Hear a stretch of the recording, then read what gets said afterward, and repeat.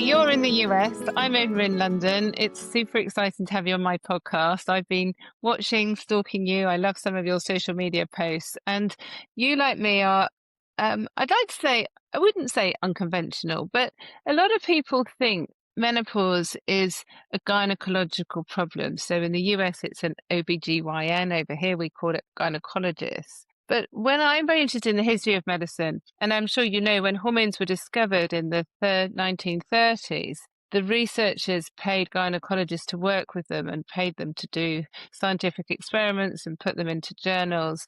And it was almost that it was always the ovaries. So it made sense for the gynecologist to own menopause. And I feel very differently because hormones are chemical messengers produced in other organs and tissues in our body, not just our ovaries. And so I think actually to have clinicians who are trained in a very holistic way, thinking about the whole body, is really important. And many people know I'm a general physician, I'm a family physician, I'm also a scientist, I've got a pathology degree, and you are neither of those, and you're not a gynecologist. So just tell me a bit about your background, if that's okay. Right. So, first of all, it's great to be here and to be able to Oh, speak to thanks. you and your audience. Thanks for having me. My background is I'm a surgeon. I'm a Yeah. board certified general surgeon. I trained at a really good place. We were the busiest level 1 trauma center in Pennsylvania at the time. So Wow. I got a great operative experience. Mm, And what that translates to uh, more at this sort of bedside care level was that we were taught and sort of mentored to be a quote unquote internal medicine doctors who could operate. So mm, we did a lot of our own pre and post operative care, even for our mm, pediatric patients. It was only in my second to last year of residency that we were sort of encouraged, if you will, to have the pediatricians get involved with pediatric care. Most of the time we did it on our own. So we were very adept at dosing meds, starting people on med, right? So we knew how physiology worked, and whether it was hypertension or whatever other issue we could be dealing with, we had a good understanding of that. And we were also good at being able to go to the operating room. So I trained at a great program, but mm. once I finished that, my life started with my wife and 4 kids, and things Four didn't. kids. Wow. Four, yeah, right, in 5.5 years. So busy Gosh. life. And once that, after coming out of residency, I noticed my body changed. I started to look Mm, into why. I felt like if I went to the conventional medical system that I was part of, I knew the canned answers and probably treatments that I was going to get. That was not good enough for me. And the first thing I did was actually not hormones. It was just make sure I was trying to do the basics right. It was mm, not nutrition for a 35-year-old guy who'd been shot in the abdomen, but it was nutrition for a 35-year-old guy with 4 kids who was, trying to live life and be healthy. That mm, nutrition had escaped me throughout my training. I immersed myself in that first. And what I did was I started bringing those principles into my surgical practice. So now every time I had gallbladder problems, every time I had diverticulosis, heartburn, gastroesophageal reflux disease, I'm passing out a paleo diet and I'm telling them like, look, you need to avoid all these foods. I'm going to promise you your symptoms are going to get better. mm. That became a catalyst for me to start to really think about what would a practice or a system look like that could give people the right information and not just, and of course it goes through andropause for men and menopause for women, but it also is a longevity game. It's about what are we doing? I believe that the disease starts 20 years ahead of time. You know what I mean? So, Mm. Oh, of um, course it does. Yeah. yeah, it's like it's 2 decades ahead of its curve. But Mm, but yeah, so how do we set ourselves up in our 40s and 50s so that 60s, mm, 70s, 80s look really good? And that's really where Compass comes in. Compass is our business, Compass Human Performance, and that's where I dedicate all of my clinical efforts now, which is just to human performance and longevity and anti-aging strategies. We do a lot of regenerative orthopedics. I do a lot of male and female hormone replacement therapy. We work with elite athletes and entertainers and performers and stuff. mm, So I see, much like you and I were talking about before the recording started, we see a wide spectrum of clients, mm. some who we, do for pro bono care because they need it and they can't afford it. But then on the other end, we have people who, depend on this for their careers, basically. Mm. It's really interesting because I'm very interested in the role of inflammation and the role of reducing inflammation for future diseases. And many people listening would have heard me talk about inflammatory diseases before. And when you realize all these diseases are associated, so heart disease, osteoporosis, diabetes, dementia, non-alcoholic fatty liver disease, even Parkinson's, multiple sclerosis, motor neuron disease, cancers, the underlying thing that pulls them all together is inflammation. So keeping our cells and our organs and tissues really healthy, helping even the mitochondria, the powerhouse of our cells, to be healthy is really important. And there's lots of different microenvironments that help. So obviously nutrition is really, really key. And drugs that we take can be good or bad depending on what they are. But obviously hormones are natural chemical messengers that we need to help our immune system, help our mitochondria to work well. And it's sort of been forgotten, really. And we know about lots of our hormones. So insulin, obviously with type 2 diabetes, it goes without saying, thyroxine with hypothyroidism. But as I'm sure you also know, when estrogen was first discovered, they realized it was related to the ovaries. And then they realized without the ovaries and without estrogen, people had flushes and sweats. So what they did is they associated menopause with flushes and sweats. And then throughout the 50s and 60s, more and more research was done showing that there was mental health components. There were muscle and joint pains. There were other symptoms. And even in the 70s, they realized that there were disease modifying effects of hormones. And so they talked a lot about diseases. But a few doctors, and I've read some of their reports, were really cross that hormones were being brandished in this way. And there was one doctor, I think he was a German gynecologist, and he quoted to say we need to stop this hormone prescribing and we need to just concentrate on flushes and sweats and vaginal dryness. And they changed the guidelines actually to just talk about flushes, sweats, and guidelines. And it's that narrative that's gone on for decades. And your guidelines in the US and ours over here very much talk about flushes and sweats. And it's been stripped back to a few symptoms. And I'm a menopausal woman that's never had a hot flush. So it's a bit hard to like say that I'm not menopausal. I'm 55. Of course I'm menopausal, but actually it's not about, I worry more about osteoporosis than I do about any symptom. So my choice to take hormones is to improve my future health, reduce my risk of inflammatory diseases, especially osteoporosis. So we've forgotten it though, haven't we? In this whole sort of confusion of what menopause really means. Well, and I think that's true of the underappreciation in men, the role that testosterone Yes, plays as well, right? So absolutely. this is, I released a video here a couple of weeks ago where I said, look, a lot of women are mad now because there's an awakening of sorts about why this has been kept from them and how Mm, they've watched maybe their mothers and their aunts, get sick, get breast cancer, dementia, what have you, fall and break a hip or something like that. And mm, and rightfully so, they're mad. I said, but listen, y'all aren't the only ones that got gypped. Your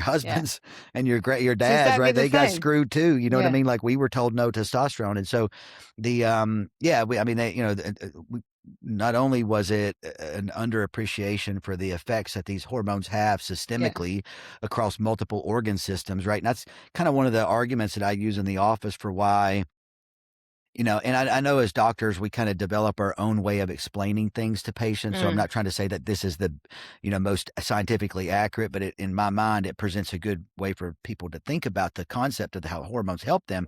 And I tell women, I'm like, estrogen and progesterone are kind of over here in this bucket because they do kind of special things. And testosterone's sort of over here in another bucket, right? And we need to separate mm, those buckets out. And I said, we can look and see that low testosterone levels are associated with higher levels of coronary atherosclerosis in men. There's associated rates of dementia in men. And why would we think that if it has that effect in men to somehow improve the health yeah. of the central nervous system and the cardiovascular system, that it wouldn't apply to the same benefits Mm, in women, right? totally. And as you said, and one of the, I guess, sort of quandaries or conundrums that we have in our field is that a lot of, and I know we can debate about what the metrics are that can be followed for this, but I tell women, I'm like, look, just because you get rid of your hot flashes and your, vaginal dryness or vaginal symptoms doesn't mean that your estrogen is perfect. What it means is that we've probably reached some minimum threshold for alleviating the deficiency symptoms, right?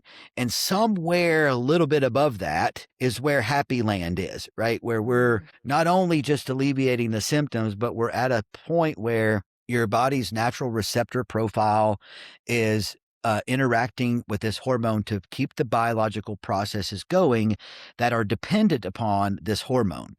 And yeah, anyway, we've shifted too far to kind of shifting to pharmaceuticals, which are only there to alleviate symptoms, not appreciating the actual hormone benefits. Absolutely. And I always say there are two reasons why I prescribe hormones. One is to help people feel better and reduce their symptoms, which even on its own, I think is a good thing to help our patients feel better. But number two, which I think a lot of people forget, is to improve future health and to reduce risk of diseases. But if we look at the guidelines, they talk, we all agree globally that the first line treatment for the majority of menopausal women are hormones. We know globally that only about 5% of menopausal women are prescribed hormones because of these unfounded fears of HRT and breast cancer. And we know that's not even relevant to the natural body identical hormones that we prescribe. So over the last 2, 3 decades, this void where people have not been prescribed hormones to the same extent that they used to be has been filled with other drugs, like you say, that are treating symptoms. So in all the guidelines, they talk about non-hormonal treatments. Now, in my mind, if someone takes hormones or not, it's an individualized choice. But I don't think necessarily prescribing a non-hormonal treatment for a hormonal problem is the right thing. We can look at other ways of maybe managing symptoms. But some of the non-hormonal drugs I get quite concerned about because they're not treating or replacing the hormones, but they have risks. So Mm. one of the drugs or groups of drugs that have been talked about a lot are the gabapentinoids. So gabapentin and pregabalin. And when I first read those mentioned in guidelines in 2015, I was actually really shocked because gabapentin and pregabalin are highly addictive drugs. You have a bigger problem in the US with these drugs than we do, but it's Mm. increasing. And these drugs are associated with suicide, addiction. They have a street value. They're control drugs. They're, like I don't understand. Like, can you understand why they're? And actually, the data for improving hot flushes in menopausal women is very hard to find. Yeah, I'm sure there's probably only a few random papers or small studies out there Mm, that they were able to get buy-in, from some regulator here in the U.S. that would mm, approve this for some off-label use. I mean, I'm reminded of some words of my grandfather. And if you ever have a question about why somebody's motive is just follow the money, mm, so who would, it's another way to think about it is who's capable of doing this, who has the right motivation and who has the ability to pull it off. And it yeah, would be big pharma. I mean, it's just the way it is. The fact is that there's no incentive from their perspective to recommend hormones. They can't patent them. They can't get some kind of label on. There's no profit center there yeah, for them. And in the absence of that, there's not going to be a big push for this. It mind boggles me that a system such as the UK, which is sort of that universal payer system, would not want to put in hormones because you would cut down your joint replacements, heart yeah, attacks, your memory care units. All of those services would start to be needed in a much lower rate of the population if we started prescribing hormones, or we would need them in a very truncated part of life rather than such a longer period now, which would save the system money. So to me, it makes no sense why we aren't giving hormones. But nonetheless, there's a financial interest, and that's the best, kind of yeah. scapegoat, It's I it's guess. it's also very short-sighted. I think over here and in other countries, people are scared because if suddenly we've got 14 million menopausal and perimenopausal women in the UK, Hmm. suddenly if 10 million women are prescribed hormones tomorrow, even though they're dirt cheap, that's a lot of money, it's a lot of resource. But it doesn't take long to save that money, like you say, because these women won't be coming back and forth with symptoms, they'll be having less consequences, but you'll do a lot of people out of jobs as well.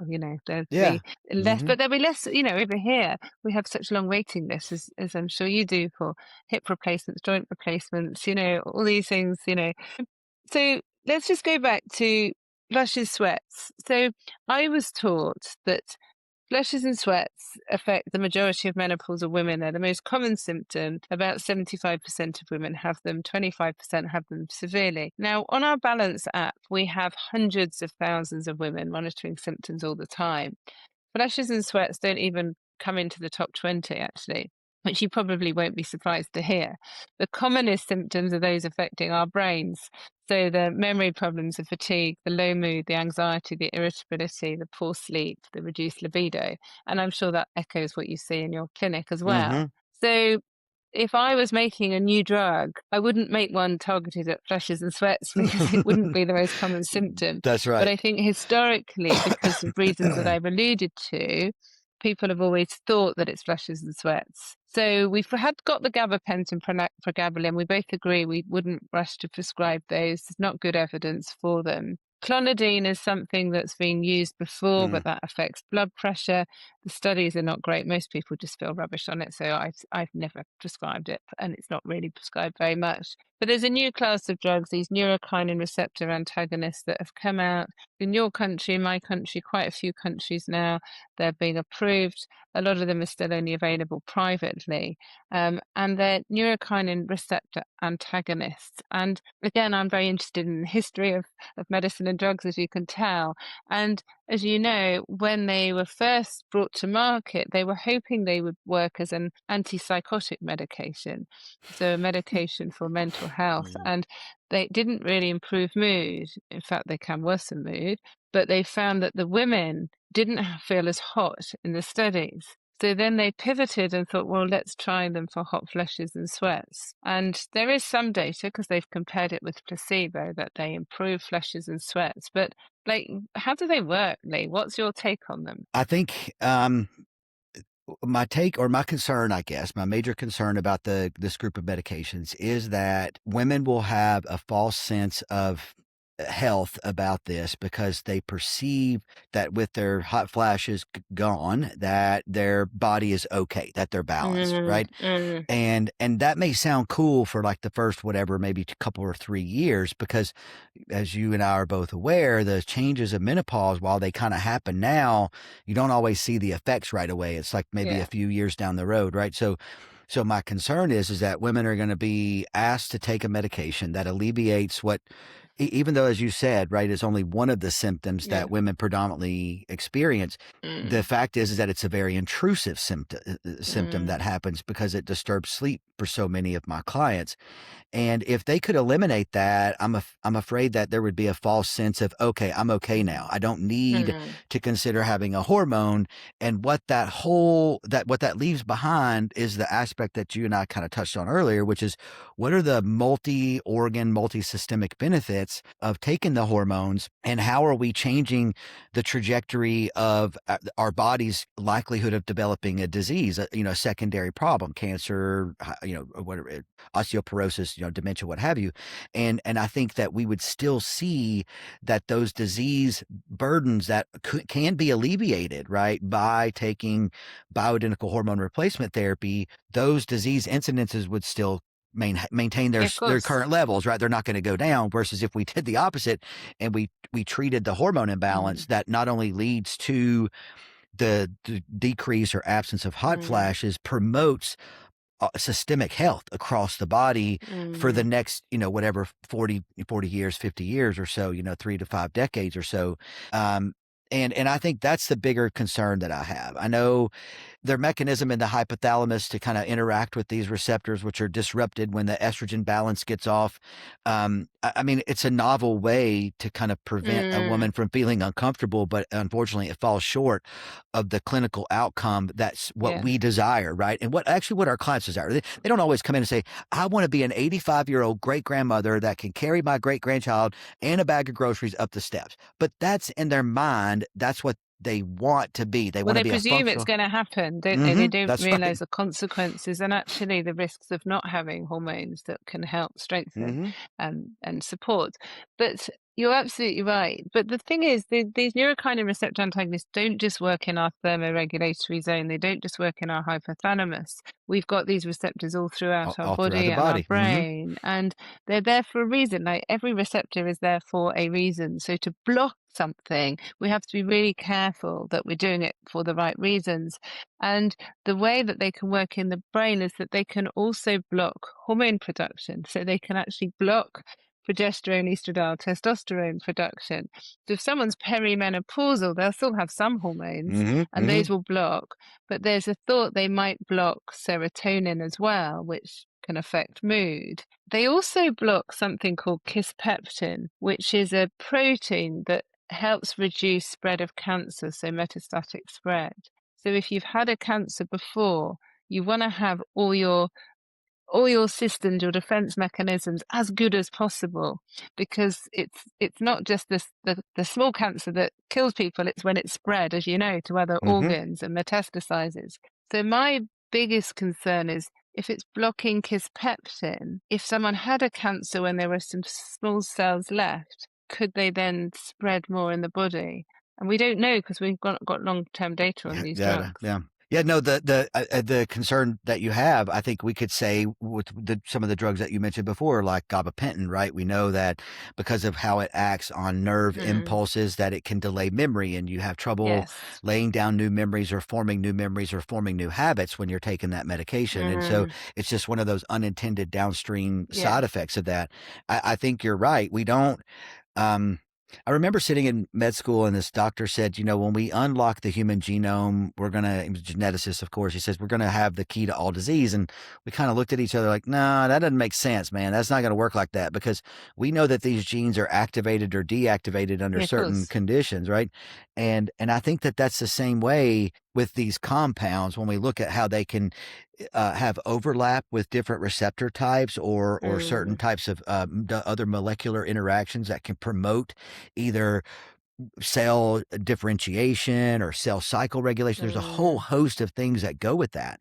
Yeah, and it's not only related just to the fact of, are we keeping women away from estrogen, which are going to help mm. preserve their brain and their heart and their muscle and bone mass, but it is, what else could we be causing by blocking these receptors unintentionally without understanding the complex interplay at the cell surface level of what's actually going on. Yeah, that's so important because I think people also just think it's about estrogen and hot flushes. And I would like to add that progesterone and testosterone lack of can cause flushes and sweats. And, we see it in men with low testosterone. They often get night sweats when their level's low, but the same with women as well. And one of the things that people are worried about having hormones is if they've had an estrogen receptor positive cancer. And I've spoken about this on podcasts before. Firstly, we don't have any data, good or Hmm. bad. We just don't have it about pure estradiol, progesterone, testosterone. But increasingly in the clinic, when we see people, we don't just talk about estrogen, we talk about progesterone and testosterone. And some women just take testosterone on its own Hmm. to improve their symptoms, but or we look at other ways of improving not just their symptoms, their future health. So every woman I see, whether they're going to take hormones or not, we talk about ways to improve their cardiovascular health, their bone health, their brain health as well. So it's the same for women who've had breast cancer. There's a lot of talk I see on social media, have these new drugs, the neurokinin receptor antagonists, and you'll feel fine. And as you rightly say, one symptom might improve, but we don't know about the future health. But some women who've had breast cancer still take hormones, and we can't just be then saying suddenly no one can have hormones because they've had breast cancer. Hmm. Yeah, I agree. I've got several women in my practice who have recovered from breast cancer and are on bioidentical hormones. It's a long discussion that we have to Yeah. kind of make sure that everybody's on board and kind of has the same view, or balance of It's what it is. very individualized, and medicine should be very individualized. And I've had patients come to me who've had breast cancer many years ago, and one lady in particular, she had breast cancer 10 years ago, and she had a estrogen receptor positive breast cancer. She had a mastectomy, she had chemotherapy, she had um, 5 years of an aromatase inhibitor. But the 5 years after the aromatase inhibitor, her symptoms didn't improve. She was in her 50s, so her own hormones would have been low. And she said to me, Dr. Newson, I have tried every alternative. I've tried everything. I'm otherwise fit and well. I want to retire at 60. I don't want to give up my job now. I would have another mastectomy. I'd have chemo again. I'd have everything again if it meant that I didn't have to live like this. Hmm. So that's an individualized choice, Yeah. I can't say to her, no, you can't. And other women say to me, Louise, or Dr. Newsom, whatever, they can call me what they like, I don't mind. But I'm more worried about my risk of osteoporosis or heart disease than I am about my breast cancer Breast coming cancer back. coming back. Yeah. Yeah. And that again is for them to choose as well, as long as they have an informed choice. I feel it's such an honor to be a doctor but the honor is sharing uncertainty with our patients and being happy and comfortable with that, That's right. because Yeah. we do that a lot, don't we? Absolutely. I tell people all the time, especially, the like people that come in or new to the practice, about how so much of what we do here is actually Mm. helping you navigate through life, because we're seeing, thousands of interactions a year, and we get to take the best of that and kind Yeah. of help you cherry pick what we've seen work for other people and what strategies they've used. And yeah, it's great to be, the sounding board and recognize where we don't know, what we don't know. But I think that the acceptance of things specifically in the US around post-cancer Mm. vaginal estrogen is now being pretty Yeah. easily accepted. So, Yeah. just using E3 vaginally seems to be making a big comeback. And then Which is so I so think that's good, good. so It is. important, and progesterone as well, which converts to testosterone and estrogen in the vagina, because it's really good for urinary tract That's infections, and right. I That's think right. it's For so pelvic floor health, it's important. so good, right? So, Yeah. yeah, I mean, there's going to be a greater awareness of this. I think that Mm. the women are going to kind of start to get less uncomfortable with this. And I actually, when I'm asked this, I think, and I don't, my opinion is probably not going to be very popular about this, but what I think is that the way that we characterize ER, and as a surgeon, right, this is something that I know a lot about because I removed breast Mm. cancer. It was part of my job. Mm. And I used to think in training that, yes, this could be representative of a woman's native estrogen and progesterone causing some downstream negative side effect at a cellular level. I don't believe that as convincingly as I did before. What I believe happens is that um, I have a tremendous concern over synthetic hormones that go around Mm. birth control pills Mm. and other Absolutely. fertility drugs that can change a woman's hormone profile, and what that does and how those compounds interact with the receptors.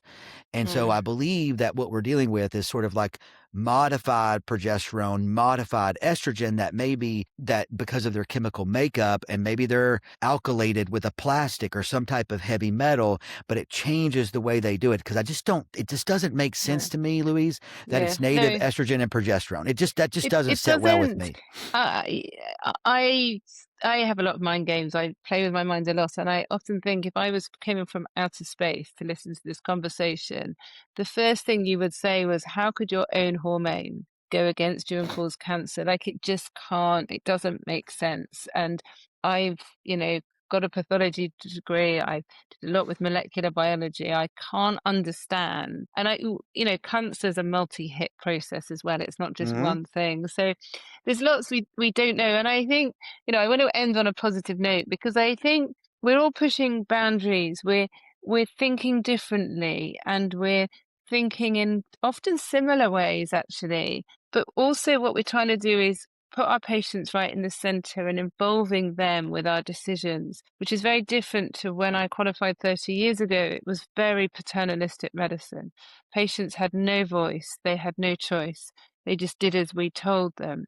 And it's challenging for some doctors. Some doctors don't like it, but I think it's great. So it would be really interesting to see how this conversation changes and hopefully improves for people going forwards. So it's great connecting with you.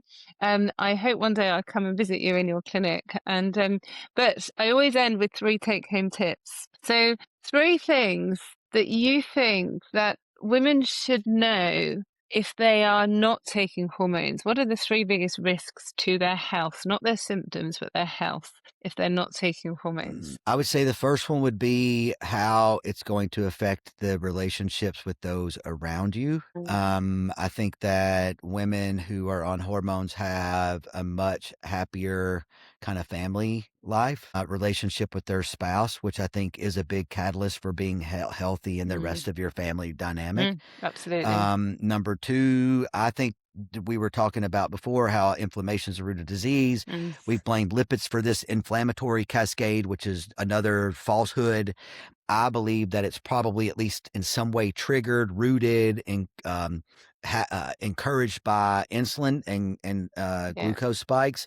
Mm. So I would say do strategies that keep your blood sugar and your insulin levels low. I'm not saying you have to fast. That can be exercise, that can Yeah. be eating Mm. mindfully, but I just think that carb restriction and healthy carb approach and using the power of your muscles to burn glucose is Mm. key to anti-aging. And then the third thing I would say is protect your sleep. Like, just sleep like your life depends on it, because it does. Yeah, really great advice. Thanks so much for coming on the podcast, Lee. It's been brilliant. Thank you. Thank you for having me. Nice to meet you.